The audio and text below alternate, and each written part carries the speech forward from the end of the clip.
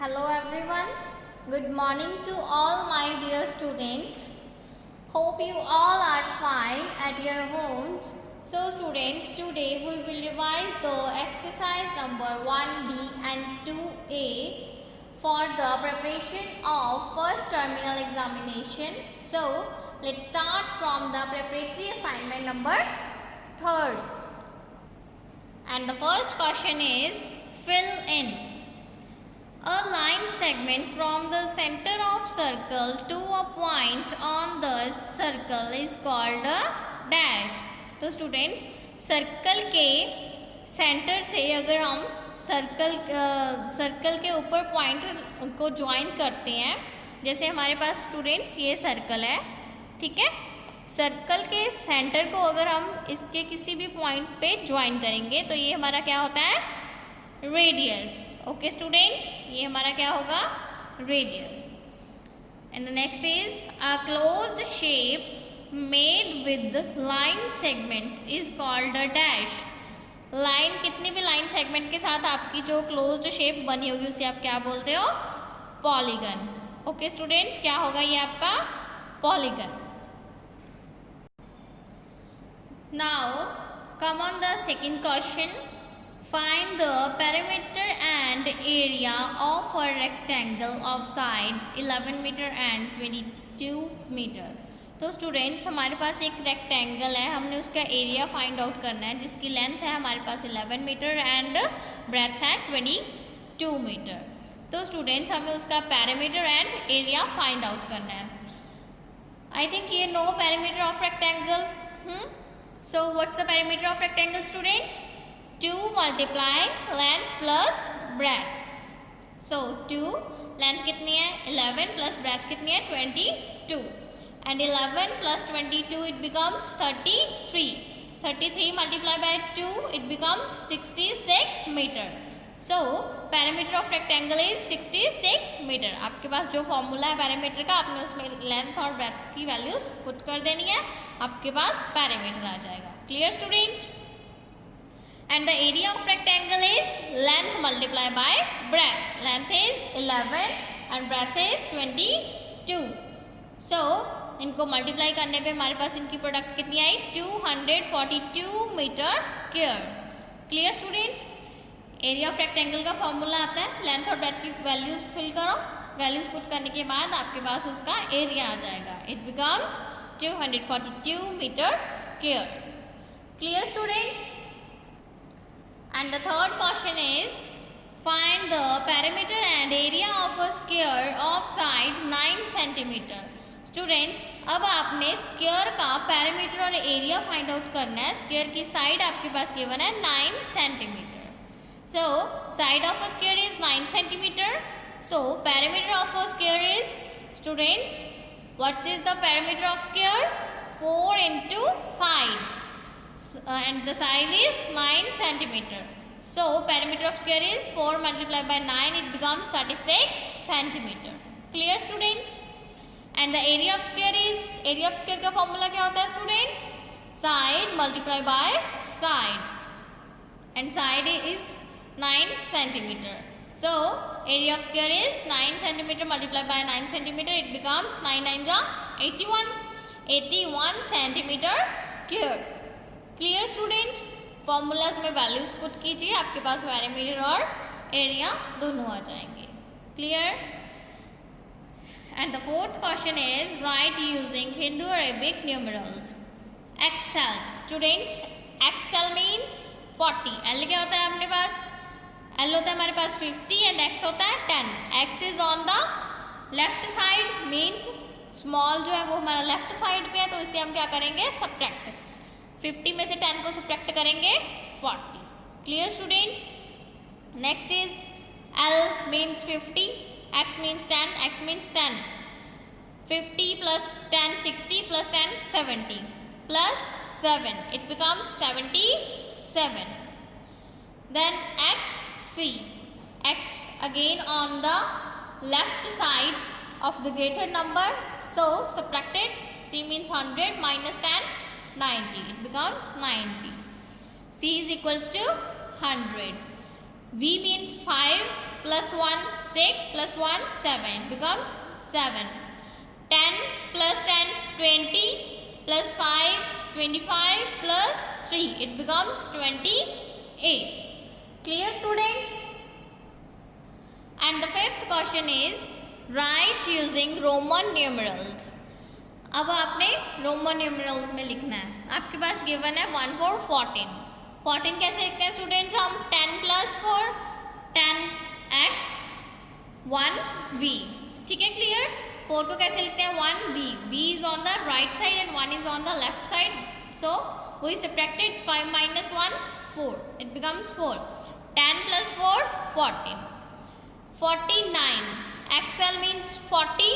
9 1x. 10 में से 1 को सब्ट्रैक्ट करेंगे 9 आएगा. Clear students? 29 के लिए 10 plus 10 20. 9 again 1x. 35. 10 plus 10 plus 10. 30 plus 5, it becomes 35. 10 होते हैं हमारे x, तो 3 times x 30 and plus 5 means v. Clear students? 7.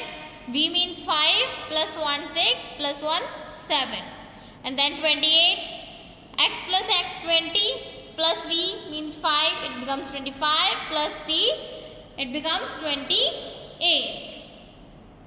And the sixth question is fill in greater than or less than. हमने इसमें greater than, less than और equal to देखने हैं. xl is on the left side and on the right side.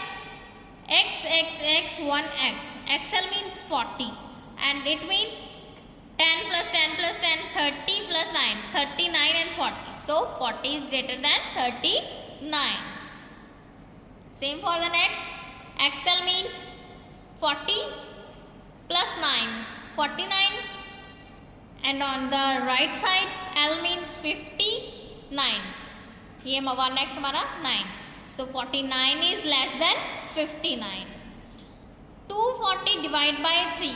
240 को अगर आप 3 पे divide करोगे तो आपके पास आएगा 80. ठीक है? So 80 is on the left side and on the right side L means 50 plus 10 60 plus 10 70 plus 10 80.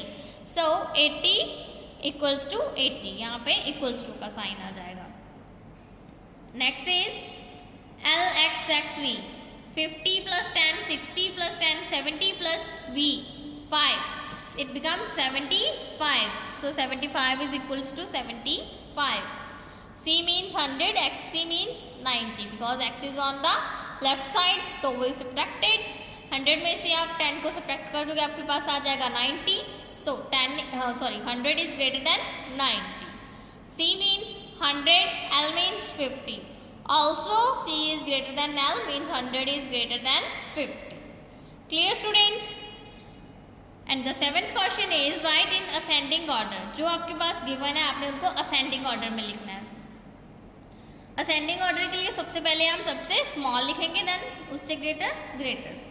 तो students LX means 50 plus 10 60. XL 40.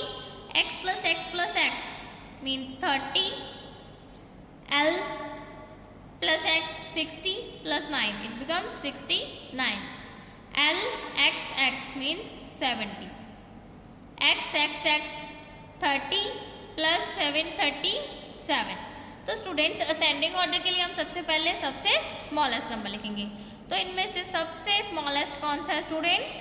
30. Firstly we write 30 and then 37 and then 40, then 60, then 69 and in the last we have to write 70. Clear students? Same for the next question number 8. Write in descending order. पहले आपने ascending order में किया था, अब आपने descending order में करना है. डिसेंडिंग ऑर्डर के लिए आप सबसे पहले ग्रेटेस्ट नंबर लिखोगे देन उससे स्मॉलेस्ट. क्लियर? सो हमारे पास गिवन है 10 plus 10 plus 1 21.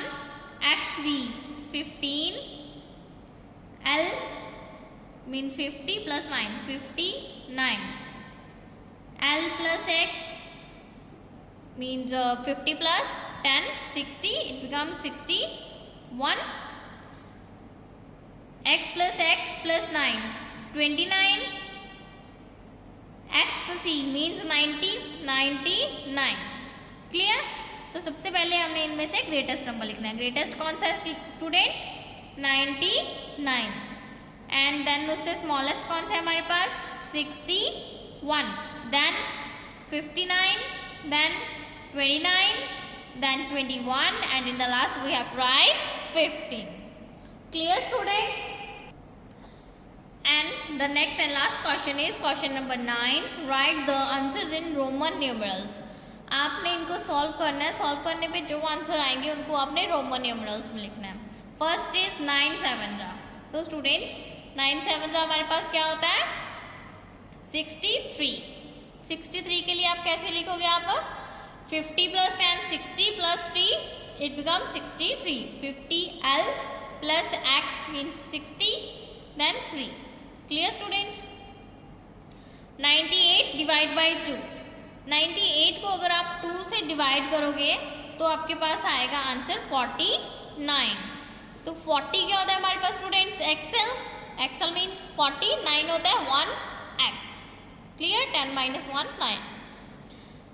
V multiply by x. V means 5, x means 10. 10 5s are 50. So 50 को हम क्या लिखते हैं students? L. Clear? And the next is xc means 92. It becomes 92 minus 3. 92 minus 3 कितना आएगा स्टूडेंट्स आपके पास? 89. 89 को आप कैसे लिखोगे? L means 50 plus 10 60 plus 10 70 plus 10 80. और 9 को कैसे लिखते हैं हम? 1x. Clear? And the next is 70 plus 8. It becomes 78. इनको रोमन न्यूमरल्स में कैसे लिखेंगे? L means 50 plus 10 60 plus 10 70 plus V means 5 75 and plus 3. It becomes 78. And the next is V11 means 5 plus 1 plus 1. It becomes 7 multiply by 4. 7 को आपने 4 से multiply करना है. 7 4s are 28. It becomes x plus V111. X means 10. 10 plus 10 20 plus V means 5. It becomes 25 plus 3 28. Clear students? Hope you clear all the concepts. And please try the other questions for the preparation of first terminal examination. All the very best. Thank you students. Have a nice day.